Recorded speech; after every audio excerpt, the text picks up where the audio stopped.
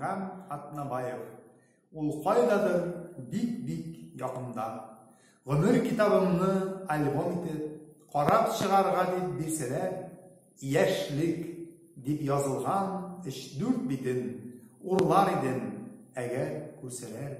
Качар идем ерак илләргә, яшьлегемне салып ияргә.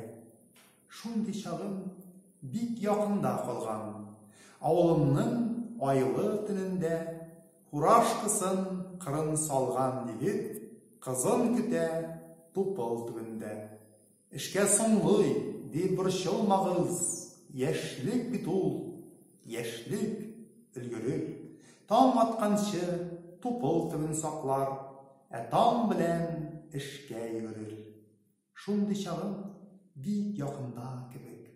Кулны сузсам җитәр шикелле, кулны сузам дип бер үрелсәм, үркүтермен китәр шикелле. Мин яратам.